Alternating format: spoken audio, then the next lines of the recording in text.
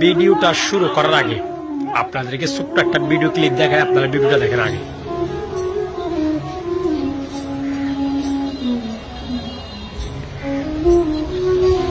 এই যে আপনারা দেখছেন যে ভিডিওটা, এটা হচ্ছে সেই ভিডিও, এটা হচ্ছে সেই লোক যার নাম হচ্ছে আবু আহমদ জননী, যে কিনা রোহিঙ্গা স্বাধীনতার জন্য কথা বলে যাচ্ছে, সংগ্রাম করে যাচ্ছে। তার কোনো দোষ নাই। নিজে একজন সৈনিক হয়ে রোহিঙ্গাদেরকে কিভাবে স্বাধীনতা অর্জন করে দেওয়া যায় সেই বিষয় নিয়ে তিনি সংগ্রাম করে যাচ্ছে। তাকে আজকে পায়ে শিকল বেড়ে তাকে আদালতে তোলা হয়েছে এবং তাকে আজকে 3 দিনের নাকি আরো রিমান্ডও দেওয়া হয়েছে, এরকম শুনছি। আসলে এটা তার উপর সম্পূর্ণ একটা জুলুম করা হচ্ছে।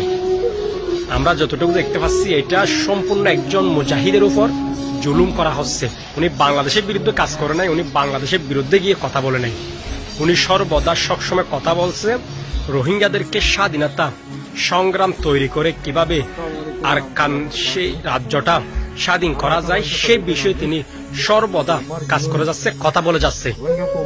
আপনারা ভিডিওটা বেশি বেশি শেয়ার করবেন। শুধুমাত্র ওনাকে কি কারণে বাবা কষ্ট দিচ্ছে আমরা জানি না। সবার কাছে, বাংলাদেশ সরকারের কাছে রিকোয়েস্ট, ওনাকে ছেড়ে দিয়ে রোহিঙ্গারা আর কানে কিভাবে স্বাধীন করতে পারে সেভাবে তাদেরকে সহযোগিতা করাটা এখন প্রয়োজন। আবু আহমদ জননীকে ছেড়ে দেওয়াটা খুব বেশি প্রয়োজন। উনি বাংলাদেশের বিরুদ্ধে কথা বলে নাই, উনি কোনোদিন বাংলাদেশ নিয়ে খারাপ কোনো মন্তব্য করে নাই। উনি সবসময় আর কান যে রাজ্যটা আছে সেটা কিভাবে স্বাধীন করা যায় সেইটা নিয়ে তিনি সবসময় চিন্তা করত, কথা বলতো।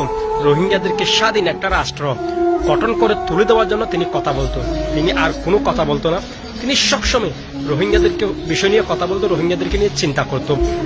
আজকে তাকে কি বিষয় নিয়ে গ্রেফতার করছে, এতদিন পর্যন্ত গ্রেফতার করে এভাবে তাকে কেন কষ্ট দিচ্ছে সেটা আমরা জানি না।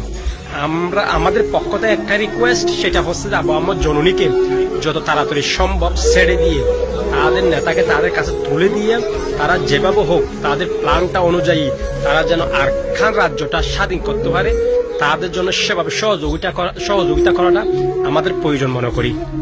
তাকে ছেড়ে দিয়ে তারা কিভাবে আরকানটা রাজ্যটা স্বাধীন করতে পারে, তারা মুসলমান যারা আছে তারা কিভাবে একটা মুসলিম রাজ্য হিসাবে সেটা স্বাধীন করতে পারে সেটা নিয়ে তাদেরকে সহযোগিতা করা খুব বেশি প্রয়োজন। এবং তাদের লিডারকে ছেড়ে দিয়ে তাদের হাতে তুলে দিয়ে তারা কিভাবে প্ল্যান করে তাদের দেশে চলে যাবে সেটা চিন্তা করুক।